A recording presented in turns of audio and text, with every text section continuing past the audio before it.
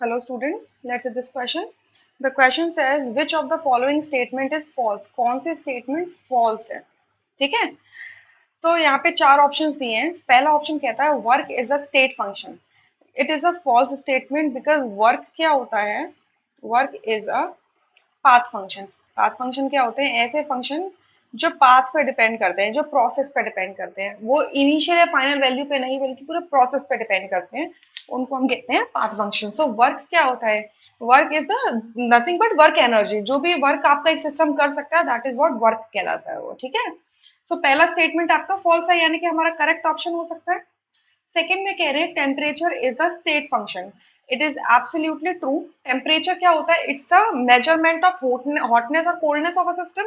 किसी सिस्टम की हॉटनेस या कोल्डनेस को मेजर करते हैं टेम्परेचर से. टेम्परेचर उसकी वो स्केल है बेसिकली. ठीक है, वो तरीका है.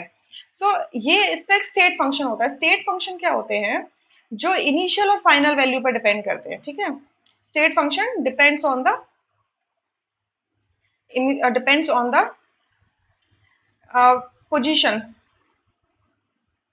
पोजीशन और the initial and final values ठीक है, इन पे डिपेंड करते हैं. सो यस, टेम्परेचर को अगर हम देखा जाए तो टेम्परेचर हमें यही तो दिखाता है एट द एंड कि आपका इनिशियली सिस्टम ये वैल्यू शो कर रहा था, फाइनली ये सिस्टम ये वैल्यू शो कर रहा था. टेम्परेचर कभी भी पूरे प्रोसेस को ये नहीं दिखा के चलता, ये नहीं बताता कि पहले डिक्रीज हुआ टेम्परेचर फिर इंक्रीज हुआ या एवरेज आ रहा है, नहीं. ठीक है, टेम्परेचर एक स्टेट फंक्शन होता है, तो ये हमारा ऑप्शन नहीं हो सकता. ठीक है, थर्ड में कह रहे हैं change in the state is completely defined when initial and final states are specified. It is true. जब भी आपको किसी स्टेट में चेंज लाना है, मतलब किसी स्टेट क्या है बेसिकली? आपके वो पैरामीटर्स है जिससे आप एक सिस्टम को डिफाइन करते हो. क्लियर? तो आपको उस सिस्टम की स्टेट में ठीक है चेंज लाना है. तो अगर वो चेंज कंप्लीटली डिफाइंड होगा कब? जब आपको इसकी इनिशियल और फाइनल स्टेट स्पेसिफाइड होंगे कि इनिशियली इसकी ये स्टेट थी.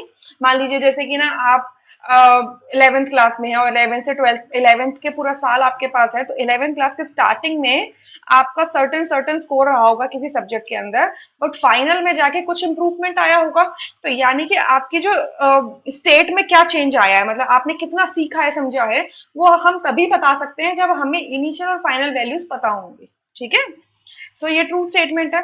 फोर्थ में कह रहे हैं work appears at the boundary of the system. It is true. Boundary of the system पे अपीयर करती है, मतलब वर्क क्या है? Boundary phenomena. बाउंड्री फिनोमिना का मतलब सिस्टम के इंटरफेस पे काम करती है. इंटरफेस मतलब ऐसी बाउंड्री जिसमें से एक्सचेंज ऑफ मैटर या फिर एनर्जी हो सकता है. ठीक है, so it's a boundary phenomena. So ये भी बिल्कुल ट्रू है. तो इन चारों ऑप्शंस में से जो एक करेक्ट ऑप्शन है, मतलब हमें फॉल्स बताना था, जो एक फॉल्स स्टेटमेंट है वो है फर्स्ट वाला. इस वजह से फर्स्ट ऑप्शन हमारा करेक्ट हो जाएगा, rest options would be incorrect.